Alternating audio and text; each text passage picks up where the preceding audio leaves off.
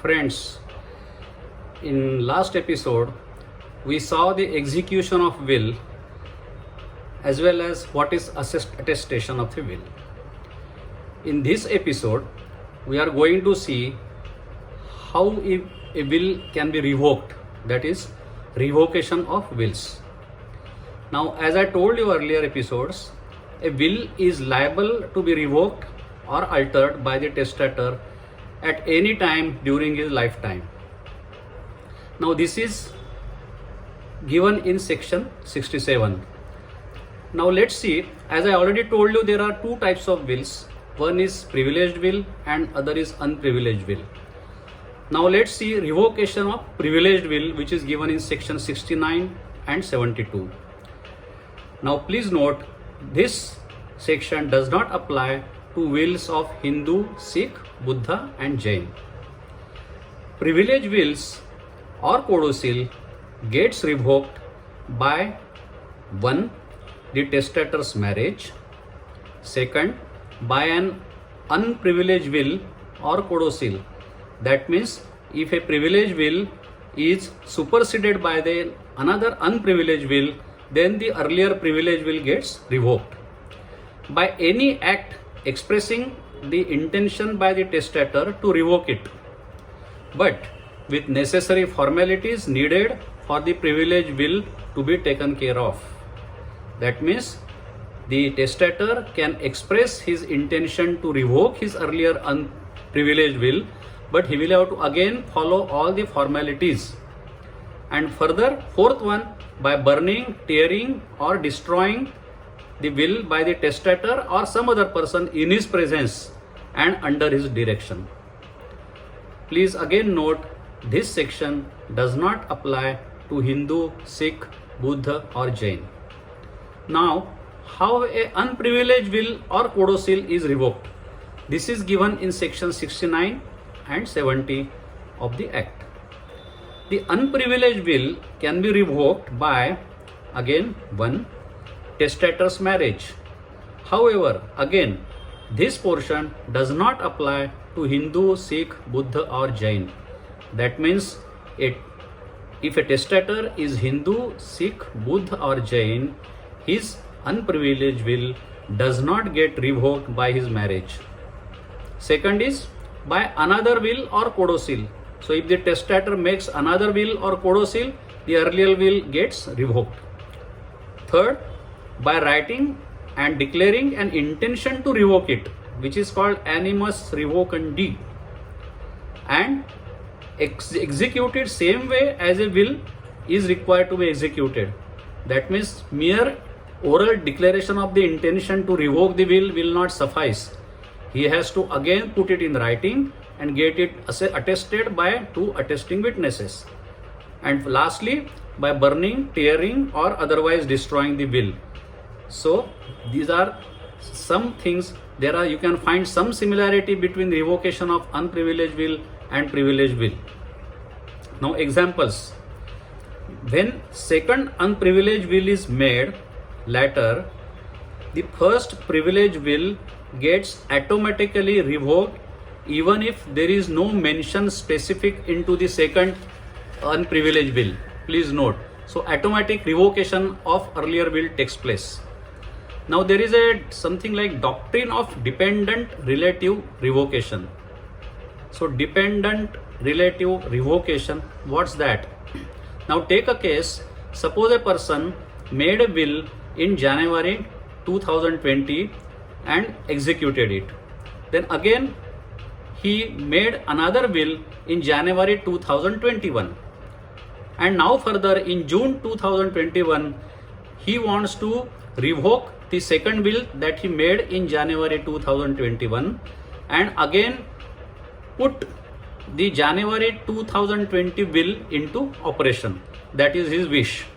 Now, if the January 2020 will was not legally executed properly, then in that case, the January 2021 will not automatically get revoked. It will stand. So this is called the doctrine of dependent relative revocation.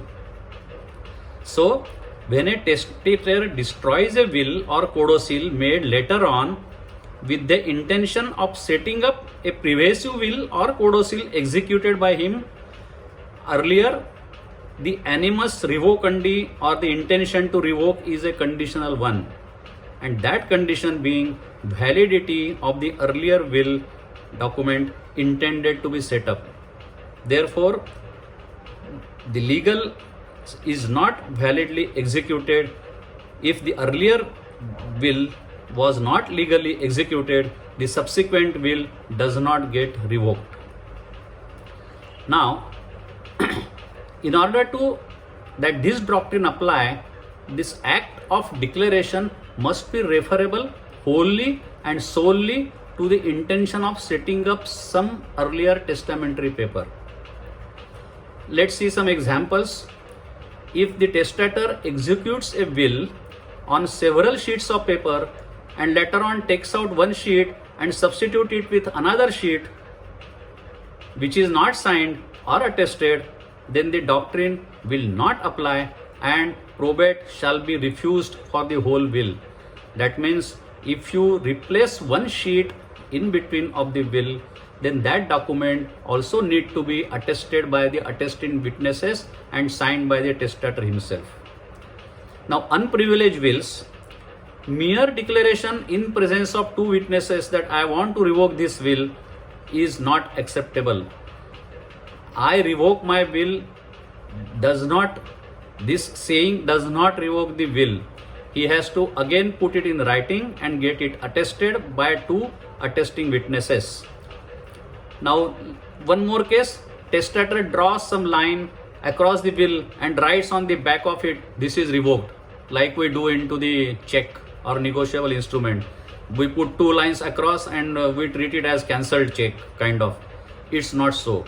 Unless this cancellation or putting or drawing of these two lines is again attested by two attesting witnesses, the will does not get revoked.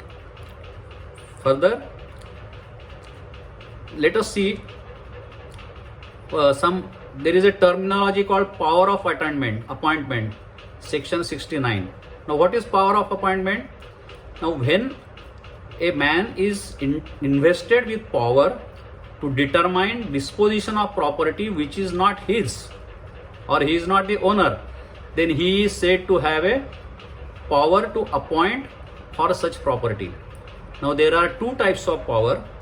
One is general and second is special. Now, in general power of appointment, it is almost like as good as the ownership of the property. That means he can dispose of the property even to himself. However, in special power of appointment, he cannot convert the property to his benefit, but he has merely power to disposition over it. So please note. Now let's see what is lost will.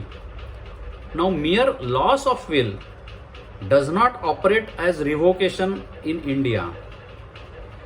Destruction by the testator has to be shown to establish revocation.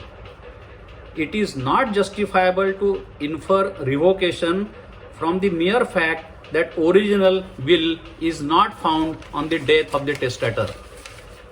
So, mere loss of the document is not a proof of revocation of the will or destruction of the will. Thus, whether a will was or was not revoked by the testator will depend on the facts and circumstances of the case. Under Indian Succession Act, where will has been lost but copy or draft of will is preserved, probate may be granted of such copy, limited in time until original or properly authenticated copy is produced. Even if copy is not available, probate can still be generated or granted of its contents if the contents are established by evidence. Now let's see section 71 which says alteration in a will. Now, any alteration in a will must be signed by the testator himself and also by the attesting witnesses if they are made before execution of the will.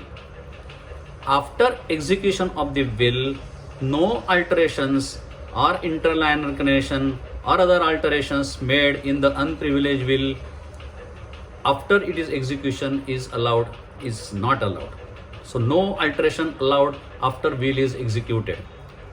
Now let's see in section 73 how a will can be revived, that is revival of a will. An unprivileged will once revoked can only be revoked or revived by re-execution or by a codicil properly executed and showing an intention to revive it. So revival is possible by a way of a codicil or re-execution of the earlier will. Let's stop here. In next episode we are going to see some bequests and what are valid and what are not valid. Thank you, goodbye, and subscribe to my channel. And if you have any personal questions, please come in touch with me by email advsdbapat@gmail.com. Thank you.